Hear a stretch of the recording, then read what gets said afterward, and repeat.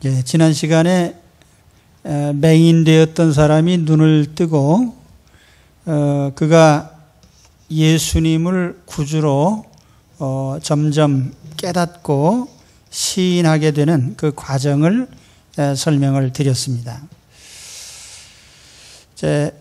오늘 거기에 이어지는 결론적인 부분인데, 여기에는 우리의 불신앙의 걸림돌이 무엇인가 하는 이 주제로 주로 말씀을 하십니다. 먼저 이제 오늘 말씀을 보면서 함께 생각을 해봅니다. 39절에 보면 예수께서 이르시되 내가 심판하러 이 세상에 왔으니 보지 못하는 자들은 보게 하고 보는 자들은 맹인이 되게 하려 함이라. 내가 심판하러 세상에 왔다. 이 사람이 눈을 뜨고 육신의 눈을 뜬 후에 또 영의 눈을 떠서 예수님이 메시아이심을 알아보고 주님을 구주로 믿고 경배하는 단계까지 이르렀습니다. 반면에 그 주변에 이 사람의 부모를 비롯해서 바리새인들 결코 예수님을 시인하지 않았습니다. 이런 사람들을 놓고 이제 예수님께서 이 말씀을 하신 거예요. 내가 심판하러 세상에 왔다. 근데 사실 요한복음에 보면 예수님이 이와 반대되는 말씀도 여러 차례 하셨어요. 나는 세상을 심판하려고 온 게 아니라 구원하려고 왔다. 그 말씀도 몇 차례 하셨습니다. 또 동시에 우리 요한복음에는 내가 세상을 심판하려고 왔다. 그 말씀도 주님께서 여러 차례 하셨습니다. 이게 무슨 뜻입니까? 어떤 데서는 내가 세상 구원하러 왔다. 또 어떤 데서는 내가 세상을 심판하러 왔다. 이게 서로 모순된 것 아니냐. 그건 아니에요. 구원의 반대편은 항상 심판이 있는 거죠. 우리가 그거는 알고 있어야 됩니다. 주님이 심판하러 오셨다고 말씀하신 것은 두 가지 의미가 있습니다. 첫째는 종말적인 의미죠. 예수님이 세상에 처음 오신 것은 분명히 죄인들을 대신해서 십자가에서 죽으시고 속죄하시려는 취지로 그렇게 오셨어요. 그리고 구원하러 오신 거죠. 그러나 주님이 다시 오실 때에는 종말적으로 세상 모든 사람들을 심판할 것이다. 이건 주님이 분명히 선언하신 거예요. 그래서 마태복음 25장 31절에 보면은 인자가 자기 영광으로 모든 천사와 함께 올 때 자기 영광의 보좌에 앉으리니 모든 민족을 그 앞에 모으고 각각 구분하기를 목자가 양과 염소를 구분하는 것 같이 하여 양은 그 오른편에 염소는 왼편에 두리라. 46절에 보면 그들은 영벌에 의인들은 영생에 들어가리라. 그래서 분명하게 심판하실 것을 말씀을 하셨죠. 그러니까 또 한 가지 의미는 현세적 의미에서 주님은 심판을 확정하시는 분이다. 그런 의미가 있습니다. 이게 무슨 뜻인가 하면 우리가 인류에 대해서 여러 가지 설이 있습니다만은 성경은 분명하게 모든 인류가 하나님을 떠나 있고 하나님과 원수된 상태에 있고 하나님의 진노와 심판 아래 이미 놓여 있다는 것을 말씀을 합니다. 아담 이래로 모든 인류가 다 하나님의 심판 아래 있어요. 세상적으로 말하면 이미 사형 확정 판결을 받고 복역 중인 상태에 있는 것이 인류입니다. 그런 상황을 우리가 이해한다면 이 사람들에게 그 죽음을 면하고 구원받을 수 있는 기회는 뭐냐? 사면의 기회죠. 그래서 예수님께서 이 땅에 오셔서 우리 죄를 대신하여 죽으시고 우리를 용서하시기로 작정하시고 그래서 속죄를 하신 후에 이 길을 통해서 하나님께 나와라. 그렇게 말씀을 하셨는데 만일 이 사면을 최종적으로 거절한다면 그러면 심판이 확정될 수밖에 없지 않느냐. 이것은 새롭게 예수님이 뭘 심판한다 그런 뜻은 아니에요. 주님이 새롭게 심판을 안 하셔도 사람들이 이미 심판을 받은 상태에 있고 다만 사면할 기회를 덧붙여 주신 것뿐인데 그 기회를 거절한다면 그냥 심판이 확정되는 거 아니냐. 그건 뭐 우리가 그거를 인정하든 안 하든 무슨 뭐 시인하든 부인하든 상관없는 일이에요. 그 사실이 전 인류를 심판 아래 이미 묶어두신 겁니다. 그래서 그런 취지에서 본다면 우리 예수님께서 최종적인 심판의 확정자 역할을 하시는 거죠. 믿으면 그 사람은 사면받고 하나님 자녀가 되고 또 영생을 누리고 육체적으로 부활의 능력을 가지고 하나님 품 안에 살게 되는 것입니다. 그러나 그렇지 않다면 그는 이미 받은 그 심판을 확정하는 거예요. 그래서 예수님께서 요한복음에 보면은 시제상 과거형으로 완료형으로 이렇게 된 것이 많아요. 심판을 이미 받았다, 구원을 받았다 이렇게 표현한 것은 바로 그런 뜻입니다. 우리가 예수 그리스도는 그렇기 때문에 구원하러 오신 구주시지만 또 다른 한편에서 보면 종말적인 심판자시고 또 현세에서 보면 주님을 믿지 않는 자들에게, 주님을 최종적으로 배척한 자들에게는 심판을 확정하는 역할을 한다. 그런 면에서 주님은 심판자이십니다. 그럼 이제 그 다음 구절로 가서 이제 39절 말씀 다시 보시면은 그 하반절에 보지 못하는 자들은 보게 하고 보는 자들은 맹인되게 하려고 내가 왔다. 이제 이게 심판의 한 부분이에요. 근데 예수님이 이 말씀하실 때 분명히 눈을 감았다 뜬 사람에게 말씀을 하신 거예요. 근데 그 옆에 바리새인들이 많이 있었습니다. 예수님이 큰 소리로 하셨어요. 왜냐하면 일부러 그 사람들 들으라고.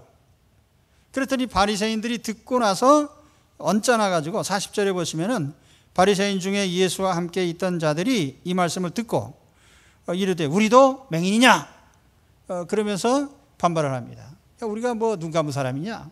야, 우리가 무슨 소경이냐? 우리가 장님이냐? 그러면서 내심 불쾌하게 생각합니다. 근데 우리가 이 구절을 보면은 여기에 묘한 뉘앙스가 담긴 말입니다. 우리가 맹인이냐?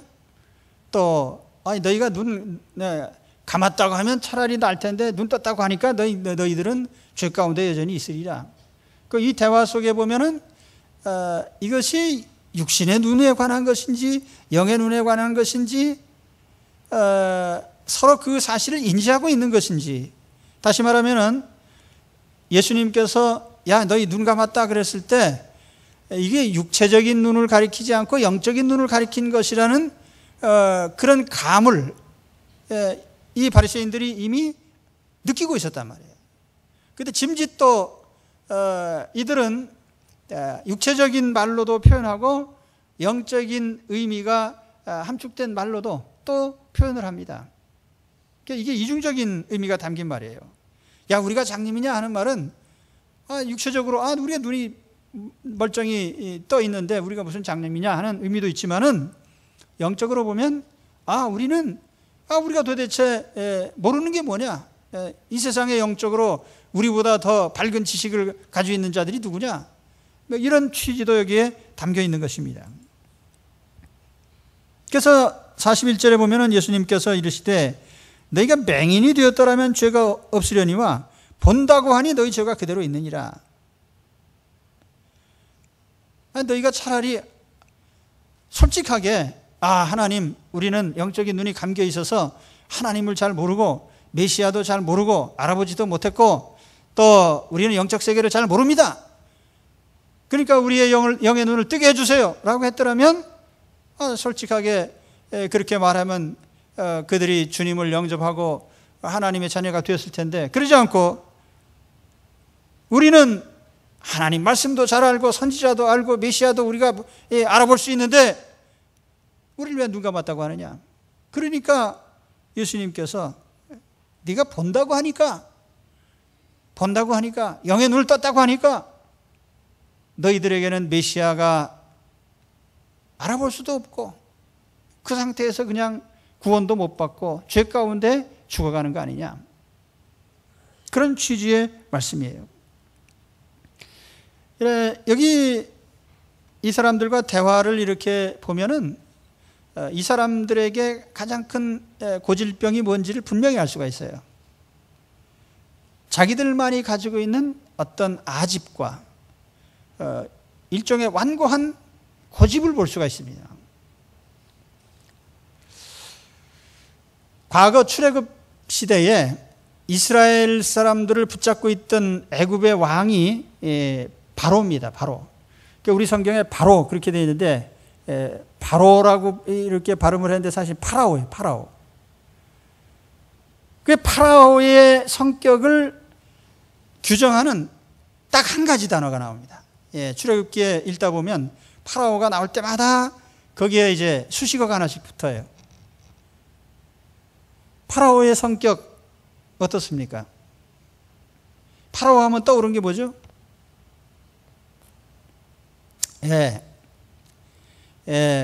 강팍이라고 대답하시는 분들이에요.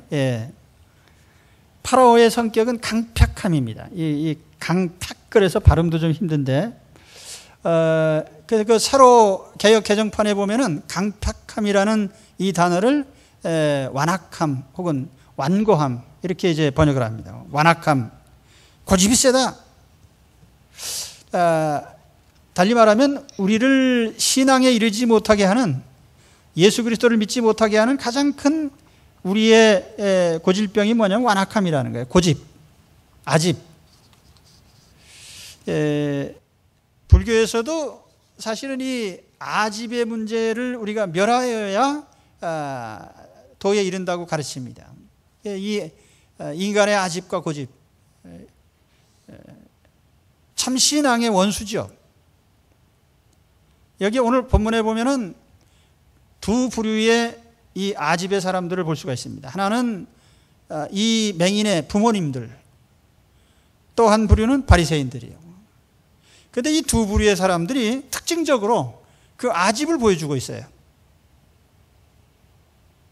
먼저 이 맹인의 부모를 보면은 이 사람들은 왜 예수님을 못 믿었냐? 이 사람들은 내가 예수님을 구주로 믿는다고 시인하는 순간 바리새인들에게 출교당한다는 사실을 알았어요. 출교당하면은 앞서도 말씀드렸지만은 중한 출교를 당하게 되면 유대 사회에서 교제도 못하고 악수도 못하고 그 사회의 애경사 하여튼 죽은 후에도 돌팔매질을 당할 정도로 철저하게 격리가 되는 거예요. 그러니까 현세적으로 많은 손실을 입는단 말이에요. 내가 아무리 자식이지만 자식 때문에 내가 손실을 본다면 난 예수 안 믿겠다 그 말이죠. 자식 때문에 돈 잃고 재산 잃고 자식 때문에 내가 지위를 잃는다면 나는 자식을 버리겠단 말이에요.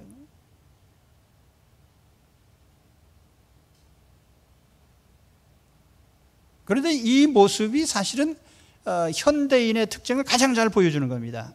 또 현세적인 사람들의 관심사를 잘 보여주는 거예요. 이 세상의 사람들의 가장 중요한 관심사는 현실적인 삶의 문제입니다. 내가 손해볼 수는 없다. 이 세상에서 손실을 입어서는 안 된다. 21세기 사회의 특징이 여러 가지가 있습니다. 거기에는 다원주의적인 그 포스트 모더니즘적인 이런 사회적인 특징도 있고, 또 개인의 정서, 이성적인 것보다는 감성적인 것에 기울어져 있죠. 상당히 그쪽으로 치우쳐 있습니다. 또 공동체보다는 개인, 그리고 개인의 자유를 극대화시키는, 그래서 웬만하면 개인의 자유를 제한하지 않으려고 합니다. 이제 그런 특징 중에 하나가 개인주의예요. 개인주의. 제가 교회를 개척할 당시에 대략 한 30여 년 전에 가족을 보면은 대부분의 가족이 4인 가족 이상이죠. 그리고 또 3인 가족도 있고 2인 가족도 있고, 그런데 지금은 1인 가족, 2인 가족이 대세입니다. 우리나라 전 가구 수 가운데도 이제는 절반 이상이 그렇습니다. 1인 가족, 2인 가족. 그 젊은 사람들이 결혼하는 것을 자꾸 기피를 해요. 책임지기가 좀 힘들다. 근데 사실 거기에도 그 개인주의적인 이런 현대 사람들의 가치관이 들어있어요. 제가 결혼 주례할 때마다 창세기 2장에 나오는 그 배필에 관한 말씀을 드리는데, 하나님이 아담에게 하와를 지으셔서 돕는 배필이 되게 하셨다. 그 배필이란 말의 뜻이 뭐냐? 그 히브리 말을 보면 알맞다는 뜻입니다. 알맞다. 그 돕는 배필, 그걸 알맞는 도우미, 그런 뜻이에요. 알맞는 도우미. 이 배필이란 말이 또 정면 이렇게 정면으로 대한다는 그런 의미가 있습니다. 또는 against, 반대편으로 정반대에 선다는 의미도 있어요. 그래서 우리가 오른면, 만일 사람이 아무리 가까운 내 배우자라 할지라도 잘못된 길을 가면 반대편에 설 수도 있는 것이 돕는 거죠. 그게 이제 돕는 일입니다. 아무튼 이 배필이라는 말의 뜻은 알맞다는 뜻이에요. 그러니까 여러분, 배우자를 택할 때 우리 결혼 안 한 청년들이요, 우리 청년부가 예배에 많이 참석해야 되는데 청년 예배 따로 드려가지고 예배 참석을 좀 많이 못하는데, 청년들 시집장가 갈 때 또 제가 늘 권하는 게 있습니다. 반드시 결혼해라. 일찍 할수록 좋다. 자녀는 많이 낳아라. 근데 배우자를 선택할 때 무슨 장동건 같은 사람이 실명을 거론해서 좀 죄송한데 좋은 일이니까요. 잘생긴 사람의 대명사예요. 그런 사람을 배우자로 선택한다든지, 아니면 뭐 정말 아름다운 미인을 배우자로 선택한다든지, 그렇게 기준을 거기다 두면 100% 실패하게 돼 있어요. 제일 좋은 건 뭐냐면 알맞는 도움인데 내게 알맞아야 돼. 내게.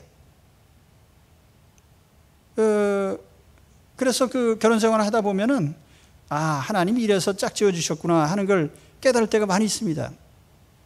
저도 제 성격이 장점도 있고 결점도 있는데, 결점이 뭐냐면 맺고 끊는 게 분명치 않고 거절을 잘 못한다는 거예요. 그래서 되게 우리 저와 오래 지낸 분들이 조금 무슨 부탁을 하면은 저는 굉장히 고민하면서 거절을 못하기 때문에 결국 들어주다 보면 힘듭니다. 항상 삶이. 우리 집사람은 맺고 끊는 걸 잘합니다. 그래서 제가 힘든 일이 있을 때는 여보, 이거 굉장히 힘든데 이거 어떻게 하면 좋을까? 내가 해결하죠. 전화 딱 들고 5분이면 해결이 끝납니다. 그런가 하면 숫자에 대해서 저는 굉장히 둔감해요. 그러니까 뭐 100만 원인지 1000만 원인지 1억인지 동그라미가 몇 개 붙어 있는지 잘 몰라요.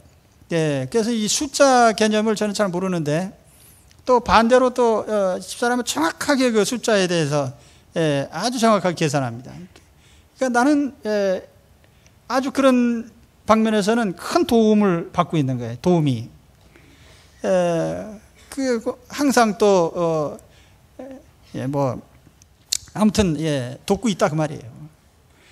그래서 서로 돕는 그 알맞은 도우미가 돼야 돼. 알맞은 도우미. 근데 도우려는 생각 안 하면 결혼 못 하는 거예요. 그러니까 결혼하려고 하는 사람은 내가 행복하려고 웰빙하려고 결혼하는 게 아니에요. 도우려고, 알맞는 도우미가 되려고 결혼하는 겁니다. 그래서 도와줘야 된단 말이에요. 이게 뭐예요? 이게 공동체의 출발점인 겁니다. 제가 이 예수님을 거절한 부모가 상당히 이기주의적이다 하는 걸 제가 말씀드리는 겁니다. 개인주의적이고 이기주의적인. 그 신앙의 적입니다. 이기주의라고 하는 거예요. 누가복음 14장에 예수님께서 초청장을 보냈어요. 그랬더니 다 거절을 했습니다. 한 사람은 나는 밭을 샀어요. 그래서 이 매매 때문에 안 됩니다. 요즘으로 말하면 부동산 거래 때문에 안 된다는 거지. 그다음에 두 번째는 나는 소를 5개를 샀는데 소가 좋은 놈인지 시험을 해봐야 됩니다. 내가 예수님 만날 겨를이 없습니다. 상거래. 그 세 번째, 나는 장가를 가가지고 장가 가는 일 때문에 안 됩니다. 근데 사실 우리가 부동산 거래나 또 여기 사고 파는 일이나 시집장가 가는 일이나 이게 잘못된 일이 아니란 말이에요. 평상의 일상적인 일이죠. 그러나 그러한 일이 우리가 예수 그리스도를 만나고 영접하고 주님과 교제하는 그거보다 앞설 수는 없는 거예요. 다시 말하면 영적인 일, 우리 신앙이 최우선의 자리에 있어야지 그 하위에 있어야 될 일들이 위로 올라갈 수는 없단 말이에요.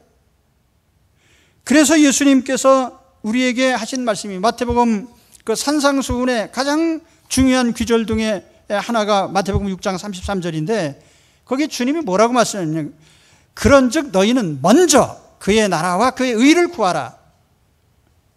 그리하면 이 모든 것을 너희에게 더하시리라. 근데 여기에 그런즉 이런 말은 그 앞에 주님께서 몇 가지 교훈을 하셨어요. 사람들이 제일 마음에 근심하는 게 뭐냐? 무엇을 먹을까 무엇을 마실까?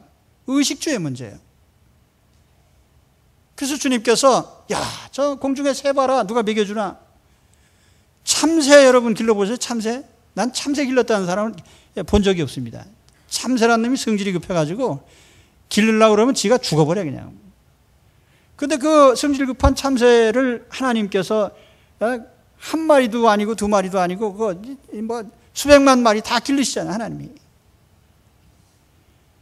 저 산에 핀 백합화를 봐라. 제가 누가 뭐 걸음 준 적이. 제가 그 화초를 기르다가 대부분 죽입니다. 왜냐하면 결로 빠져가지고. 물을 어떨 땐 너무 많이 줘가지고 죽고 어떨 땐 말라 죽고 이 도저히 맞출 수가 없어요. 그 걸음도 너무 많이 주면 시들어 버립니다. 그런데 저 산에 보면은 그 수많은 가지 식물들이 다 싱싱하게 잘 자란단 말이에요. 그러니까 하나님이 다 기르시는 거예요. 그럼 우리가 이 하나님을 먼저 믿고 의지한다면 우리의 의식주의 문제가 그게 과연 문제가 되겠느냐? 그러니까 먼저 그의 나라와 그의 의를 구하라는 먼저 신앙이란 말이에요. 예수 그리스도를 먼저 중심에 모시고 주님을 믿는 믿음 생활에 나간다면 이 모든 것을 너희에게 더하시리라. 할렐루야. 그거죠. 신앙 우선.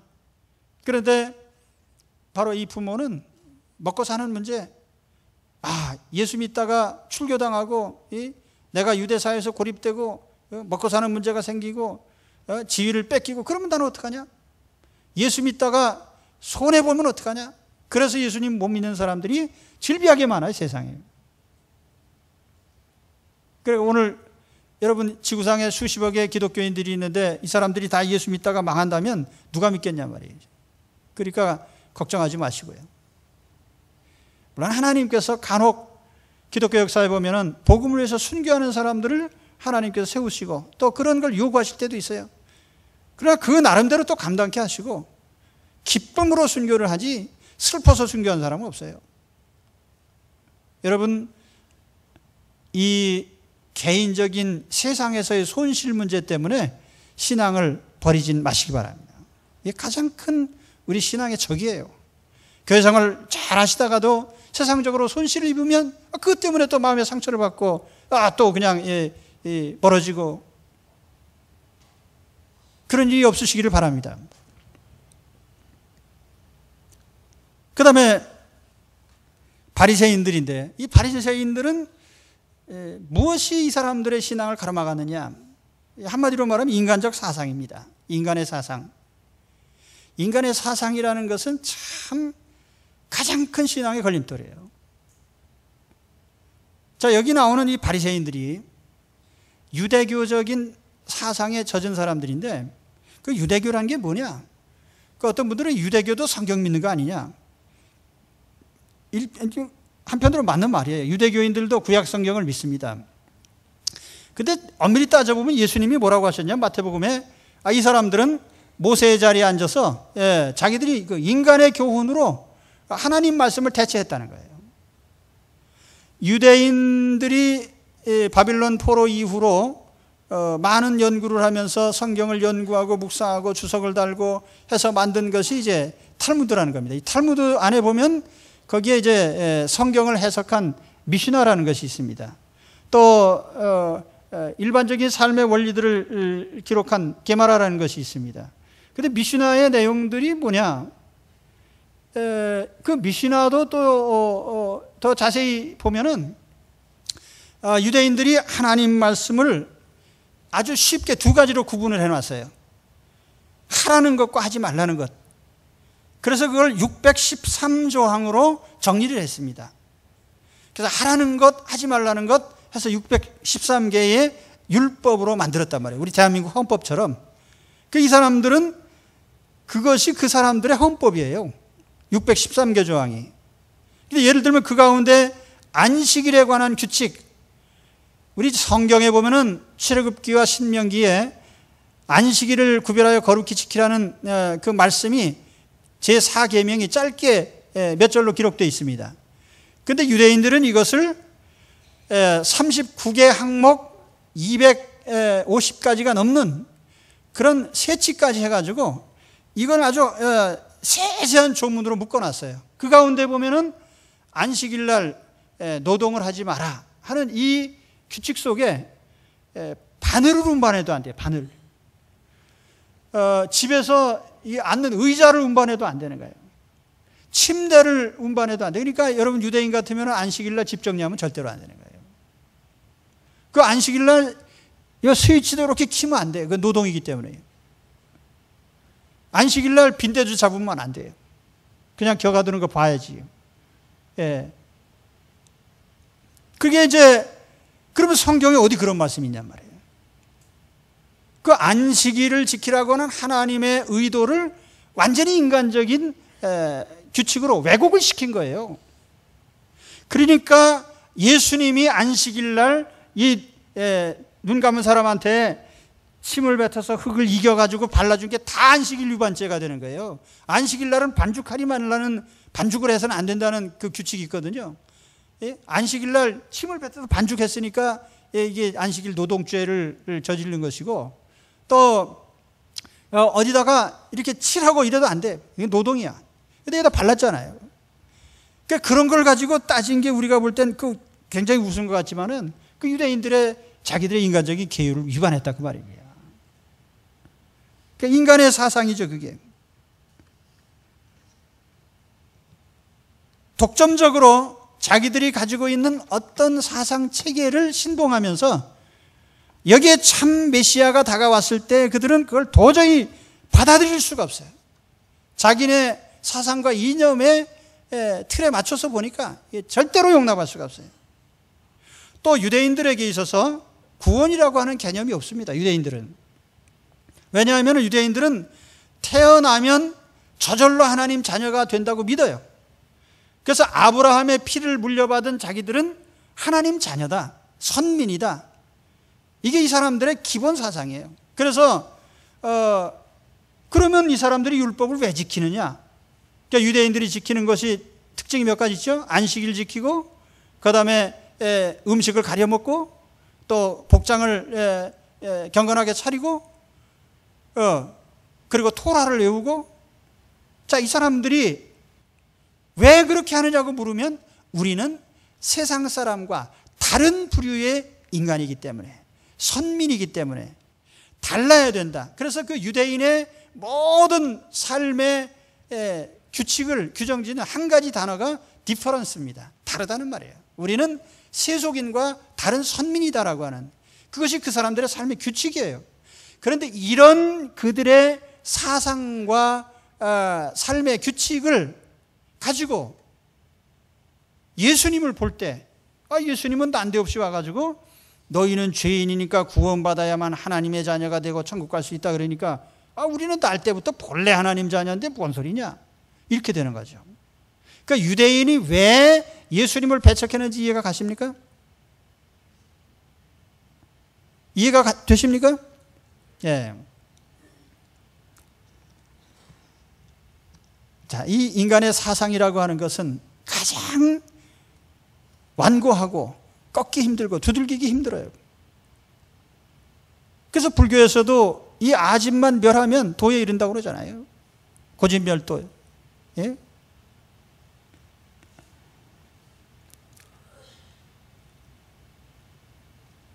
주사파들 보십시오. 요즘 같은 세상에 무슨 주사파를 그렇게 신앙처럼 신봉하나. 대한민국 정부는 정통성을 인정하지 않고 김일성 정부는 인정을 하고, 그래서 국회의원 된 사람도 애국가를 안 불러요.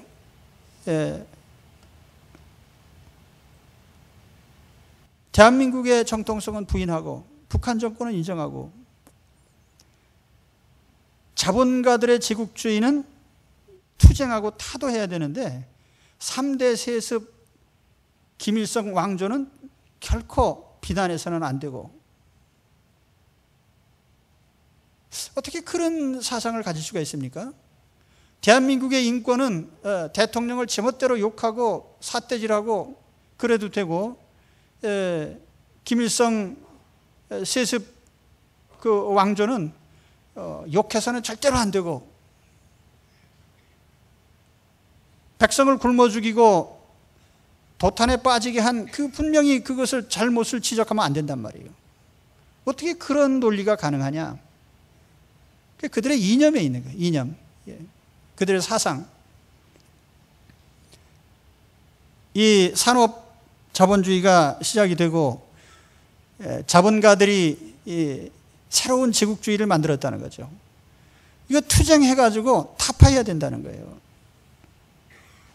그런데 한 가지 모르고 있는 사실이 뭐냐면은, 인간은 영적 존재라고 하는 것과 유물론이 아니에요.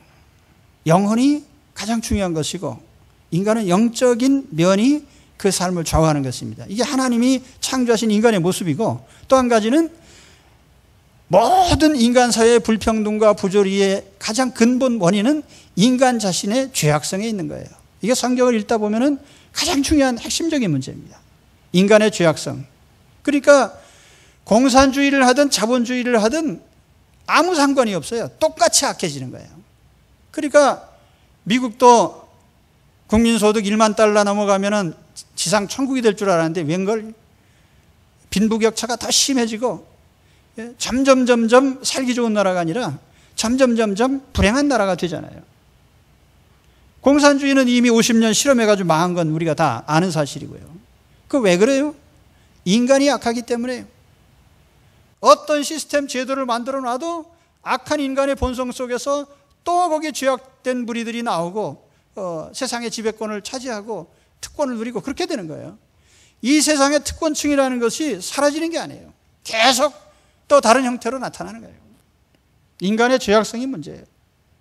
죄악된 본성이, 돈 가지면 더 가지려고 하고, 지위를 가지면 더 높아지려고 하고, 유명해지면 더 유명해지려고 하고. 인간의 죄가 문제이지요, 사회 제도가 문제가 아닙니다. 그래서 사도 바울이 노예제도에 대해서 얘기할 적에 어떤 사람들은 바울은 노예제도를 찬성하는 사람이냐는데, 당시 로마 제국의 절반이 노예예요. 노예제도 자체가 문제가 아니라 너희는 노예라고 해서 눈가림으로 상전을 대하지 마라. 중심에서 대하라. 상전들에게도 너희가 육신의 상전이 되었지만 영적으로도 그런 건 아니다. 하나님의 자녀들이기 때문에 형제로서 대하라고 그렇게 말씀하잖아요. 그게 뭐냐? 내면적 문제예요. 자, 오늘 이 세상에서 가장 꺾기 힘든 게 인간 사상이에요. 인간의 철학과 사상. 이것만 우리가 백지화시키면 우리는 하나님 앞에 온전히 설 수 있습니다. 예수 그리스도가 우리 앞에 나타나셨을 때 아무 전제 없이 이분이 과연 하나님의 아들이시냐, 순수한 눈으로 주님을 대하시기 바랍니다. 그렇지 않게 되면 우리는 어떤 경우에도 주님을 구주로 고백할 수가 없어요. 그러니까 저 북한에도 혹시 기독교 신자라고 스스로 말하는 사람들이 있습니다. 그런데 북한의 기독교라는 것은 예수님 위에 김일성이가 있어요. 그러니까 그게 잘못된 거죠. 공산주의 사상 아래 기독교가 있다 그 말이에요. 성경 위에 공산주의 사상이 있다 그 말이에요. 하나님 말씀 위에, 하나님 위에 인간의 사상이 있다 그 말이에요. 그러니까 예수 그리스도를 구주로 절대로 시인할 수 없는 겁니다. 오늘 우리 신앙의 가장 기본적인 장애물 두 가지를 제가 말씀드렸어요. 여기 이 눈뜬 맹인의 부모, 그들은 뭐냐면 세상적인 이해상관에 매여가지고 살아요. 그러니까 예수 믿고 손해나면 어떡하냐 말이죠. 여러분에게 혹시 그런 문제가 있다면 반드시 극복하셔야 돼요. 그 예수님을 구주로 영접하시기 바랍니다. 이 신앙 고백이 이르시기 바랍니다. 또 한편 인간 사상에 매인 이 바리새인들처럼 자기들의 가치관과 사상과 그 모든 가치 체계가 요지부동이란 말이에요. 그러니까 예수 그리스도를 끝까지 시인하지 않고 어떤 옳은 일을 해도 인정하지 않는 이런 인간의 자가당착에 빠질 겁니다. 그래서 우리가 이 두 가지만 극복한다면 우리는 근본적으로 우리의 참 신앙에 도달할 수가 있습니다. 오늘 여러분 우리 앞에 어떤 것이 있든지 이 장애물을 극복하시고 믿음의 단계에 반드시 이르게 되시기를 축원합니다. 그래서 예수님은 나의 구주요 나의 하나님으로 시인하는 결실이 있으시기를 축원합니다. 기도하겠습니다.